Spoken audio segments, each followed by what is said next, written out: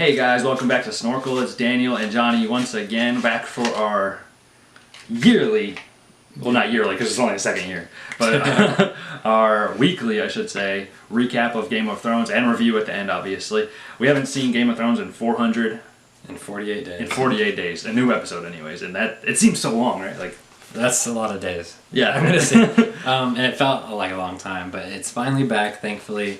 And we're here to break it down for you. The first episode. Full spoilers ahead, obviously. Yeah. If you want to skip to the end, just... If you're watching this, you watch the show, because you want to hear what the fuck we think about it. Exactly. Obviously. So the show opens up with Arya.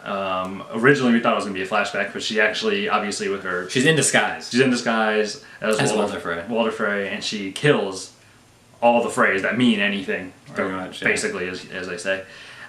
Using wine in the hall that her mother got killed, and her brother and her sister-in-law and all that. Yeah, it's where the Red Wedding happened, obviously. And so she's finally getting back at them. And active revenge, yeah. Yeah, and so everyone that was involved with that is dead. And she just walks off like a badass, and Winter is here. Winter is here. The North remembers, etc., etc. She's going to kill Cersei. And yeah, she's doing her list. She's doing her list. She wants to go kill Cersei. She comes across Ed Sheeran, obviously. He's making a cameo in Game of Thrones. Just comes across like a band of like soldiers, if you will. And it was a cool scene. It was a funny little bit. Ed Sheeran sang for a second and had a couple lines. So it was good. Jumping ahead to Jon's town hall meeting that he had. Oh, yeah. All right, so we're in the North, and Jon is now king in the North, as we saw at the end of last season. And there's a little bit of... back and forth though between him and Sansa, some like grating, partially because Littlefinger is fucking there, and but Sansa definitely has her own opinions, of course. Oh yeah, and he's like totally getting off on seeing her like trying to do the political game, like he's like smiling, like he's like, oh yeah, that's so cool. Like a little creep on the side. Yeah, but the main problem that they had in this episode was Jon is forgiving the Karstarks and the Umbers who helped kill Robb, basically. And so Sansa is obviously very much against that, but he knows that they need these people to fight the war against the White Walkers. And he also sends Tormund with some wildlings to go protect one of the closest castles to the northern border. Yeah, on the sea. Yeah, exactly. I can't remember what it's called. So that's a cool scene as well, obviously. Cersei and Jaime have a great scene. Tons of dialogue there, talking about basically Cersei has no remorse for the fact that she's lost like all her children, where Jaime's devastated. She thinks that they're in a good position to crush everybody in the Seven Kingdoms. He knows that they're not at all. There's a disaster coming for the whole kingdom, regardless of who's in power. And even then, like she says, "Oh, I'm the ruler of the Seven Kingdoms" or whatever, and he says it's more like 3 at best because you've fucking destroyed any and all like partnerships. And you are just really just not very good at this. Because she doesn't think long term at all. Like at the end of the last season when she fucking murdered everyone at the Sept, obviously that's gonna backfire. And now she has Daenerys coming across, and she has Jon to worry about, and then the Tyrells and the Martells. It's a mess. She's completely disillusioned with like reality and situation, whereas Jaime is totally like. He's totally like away from her at this point. He like doesn't really want too much. Not to say he doesn't want anything to do with her, but he's like completely done with Cersei. Yeah, and it makes sense because he's been out doing shit. She's just been at the castle pretty much the entire fucking series. She also invited the Greyjoys to come in. They brought the 1,000 ships, obviously, and she wanted basically to form a partnership with them, thinking that because Jaime was like, we don't have any allies, and she was like, no, we have allies. So she brings in Euron Greyjoy, brings us 1,000 ships. From the Iron Islands, and basically he proposes marriage to kind of unite the houses and make one big strong army. She denies him because she knows that he'll stab her in the back any chance he gets. Because he's definitely got like a creepy ass vibe to him, and we've already seen him take out his own brother. And he said that Cersei should kill Jaime right in front of Jaime. Yeah, he's just I fucking hate that guy. He's like a slime ball. And the way that he left was basically the offer is still kind of on the table, if you will, but he wants to go prove himself to Cersei by getting her a gift, whatever that is. I'm very curious to see. I hope it's nothing bad. I get to see some bad shit going down. Yeah, a tiny little bit we saw. Brandon Stark came back to Castle Black, obviously. He's still getting his ass dragged. Still getting dragged across. He's like 20 years old. Yeah. Basically, he's in safety now, and he knows Jon's true parentage, which we also saw at the end of last season, and he's getting closer and closer to Winterfell, and so that's gonna be a thing in the near future, hopefully.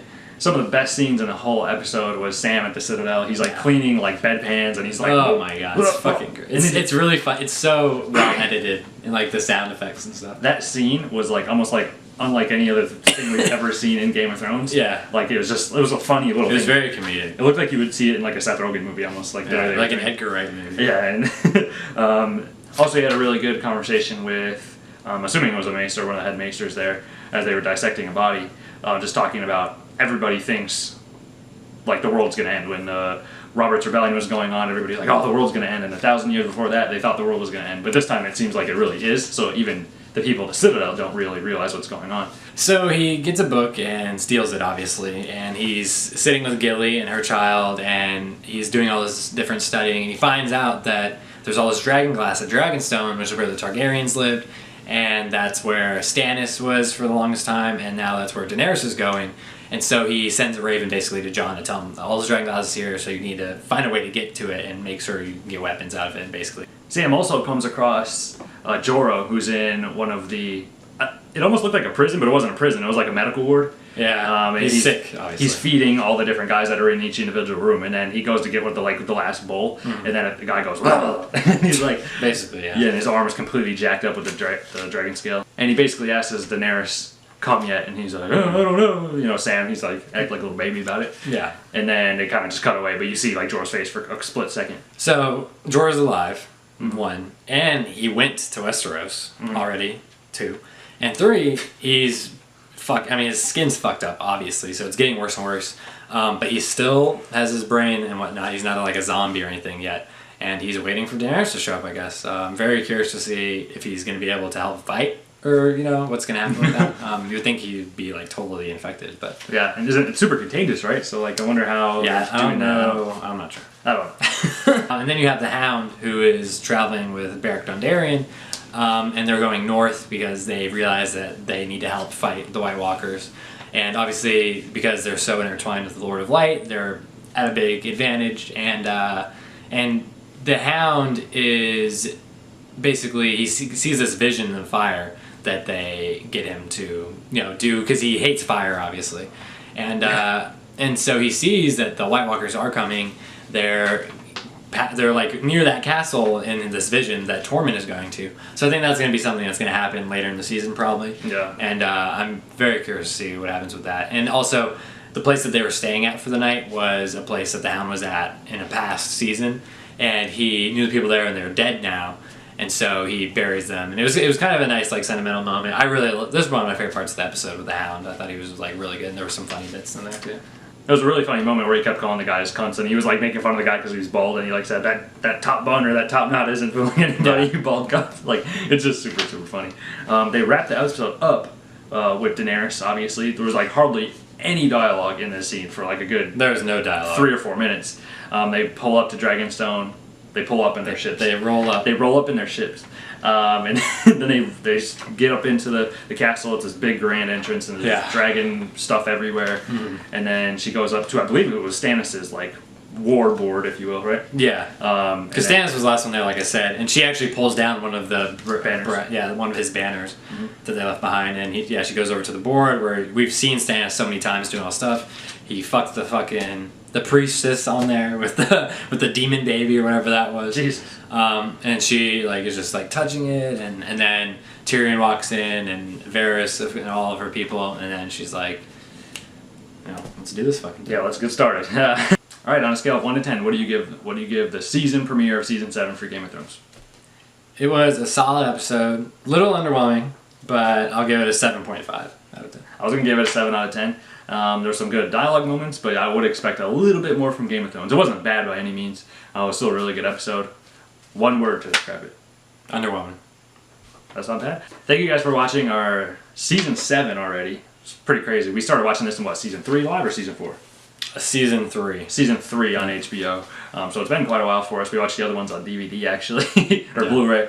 Thank you guys for watching season 7. Please talk about the season premiere, what you guys thought about it, if you thought it was underwhelming, if you thought it was really, really good. Any other thoughts, John? No, just basically I don't want to say I'm concerned, but it's like, how many fucking episodes do we have left? And this is all the shit is just talking, basically. Yeah. I guess that would be like my main takeaway. I mean, there were parts that I liked and enjoyed, but overall it's just like, oh fuck, what's going on here? It was enjoyable. I'll say that. It was definitely enjoyable. enjoyable. It was Game of Thrones, so that's always good to see. Yeah. Thank you guys once again. Please subscribe, and thank you so much. Journey to 1,500 subscribers in the next couple days or weeks here. Yep, that's our '1 goal as of right now. So comment, like the video, subscribe, and all that. Thank you guys so much for watching. Come back next week for episode 2 of season 7 Game of Thrones recap.